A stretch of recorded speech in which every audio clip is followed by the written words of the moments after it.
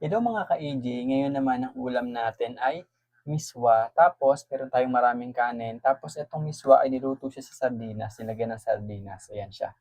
Ayan, napakarami niyan. Tapos meron ako ditong isang baso ng tubig. Ayan, sige. Sige, bago tayo mag-start, sige, manalangin muna tayo.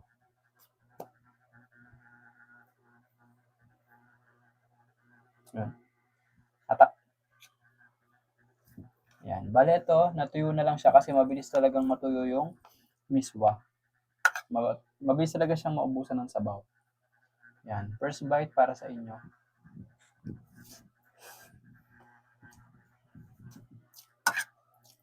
Masarap talaga pag lutong bahay. Tapos yung mga gantong simpleng ulam lang, miswa, sardinas. Actually, hindi naman siya talaga pang mga mahirap. Kasi ito, kahit sino, pwede kang magluto nito kasi masarap talaga siya.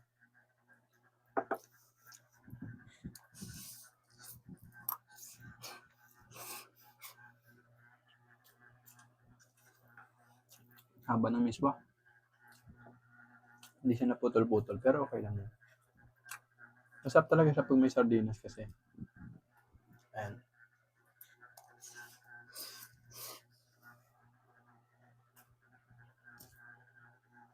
Malaki kasi yung kutsara ako. Ang sobrang laki na.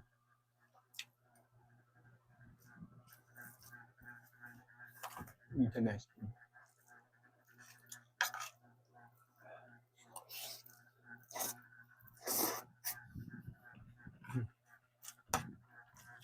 Siyempre lalo pag may kanin.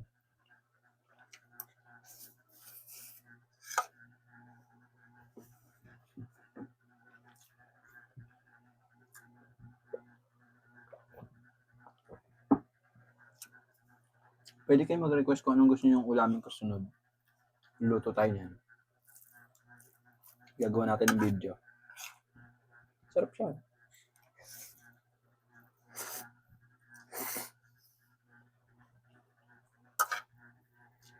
Mahaba lang sotanghon, pero okay lang. Tapos tuyo na kasi siya, masarap to kung masabaw eh.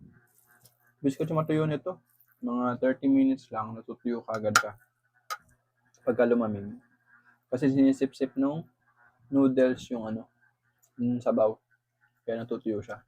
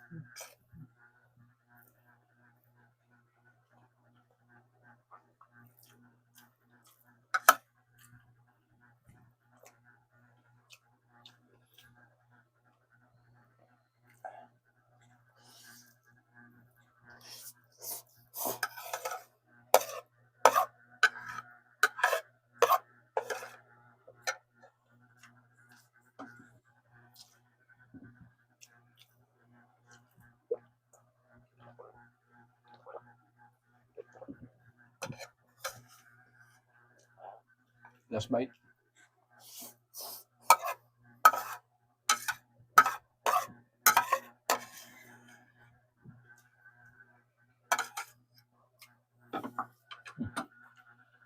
Sarap.